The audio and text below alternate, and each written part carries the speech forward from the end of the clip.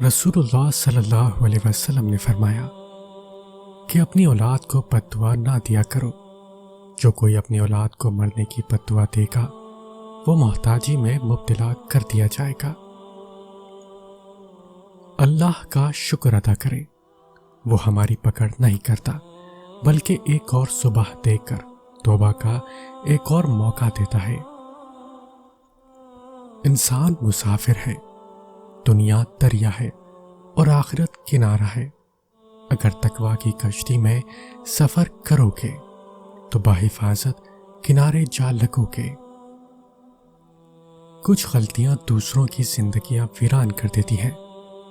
ایسی صورت میں صرف زبانی معافی کوئی معنی نہیں رکھتی، ممکن حد تک ازالہ ضروری ہو جاتا ہے، ورنہ عمر بھر کا رونا آپ کی نسلوں کا پیچھا کرتا ہے۔ یہی اللہ کی وہ لاٹھی ہے جو بے آواز ہے۔ وقت کا پاسا پلٹ بھی سکتا ہے، جو تم سہ سکو وہی ستم کرو۔ اللہ تعالیٰ قرآن کریم میں فرماتا ہے، کیا جو لوگ برائیاں کر رہے ہیں انہوں نے یہ سمجھ رکھا ہے کہ وہ ہماری پکڑ سے بچ جائیں گے؟ بہت ہی غلط اندازہ ہے جو وہ لگا رہے ہیں۔ تم سوچتے ہو کہ تاخیر کا مطلب ناممکن ہے، حالانکہ تاخیر تو اللہ کی مہلت ہوتی ہے تاکہ تم اسے اپنی رضا کے لیے منا سکو۔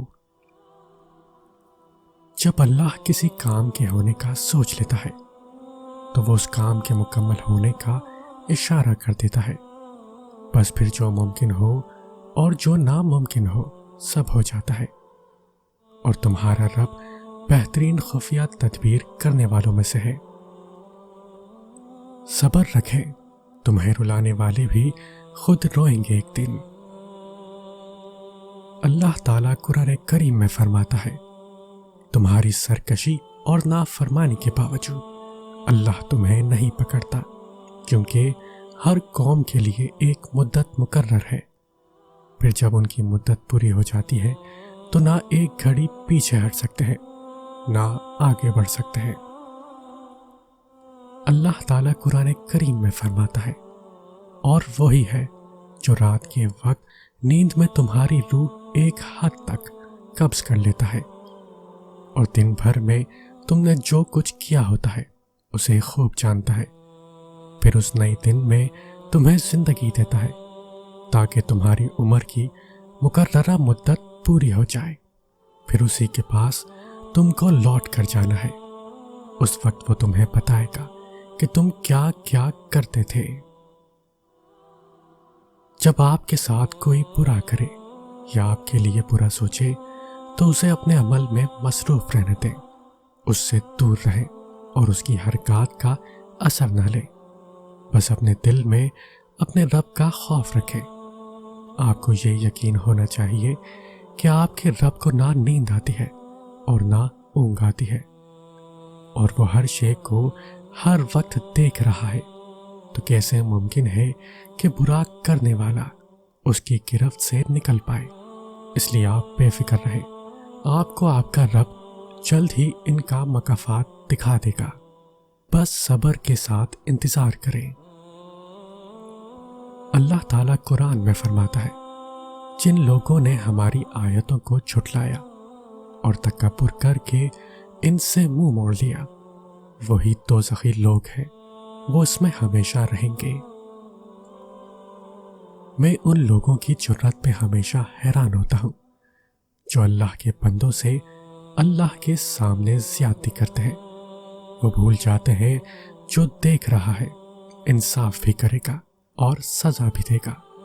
میرا ماننا یہ ہے، اگر ہم کسی بھی انسان کے لیے آسانیاں پیدا نہیں کر سکتے تو ہمیں مشکلات پیدا کرنے سے بھی اجتناب کرنا چاہیے۔ اللہ کو اپنے بندوں سے بہت پیار ہے، اور وہ اپنے بندوں سے رائی کے برابر ہوئی زیادتی کا حساب لیتا ہے۔ وہ اپنے بندوں کی نہ بے عزتی بھولتا ہے اور نہ دل آزاری۔ سورہ انعام میں اللہ تعالیٰ فرماتا ہے، ہر بستی میں اس کے بڑے بڑے مجرموں کو ہم نے اسی طرح ڈھیل دی کہ اس میں اپنی چالیں چل لیں۔ وہ یہ چالیں اپنے ساتھ ہی چلتے تھے، مگر انہیں اس کا کوئی احساس نہیں تھا۔ بے شک تمہارا رب سب کو نظر میں رکھے ہوئے ہے۔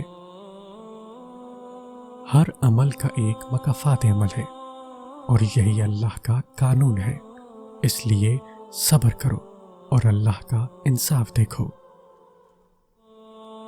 حضرت علی رضی اللہ عنہ فرماتے ہیں، مجھے مایوس ہونے والے پر تعجب ہوتا ہے جبکہ اس کے پاس استغفار کی قوت موجود ہے۔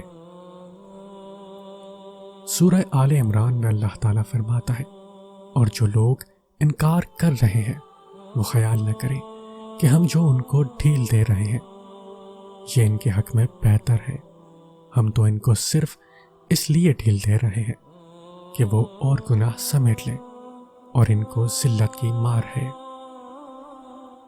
اگر انسان صابر ہو تو اس سے کی گئی ہر زیادتی کا جواب عرش سے آتا ہے،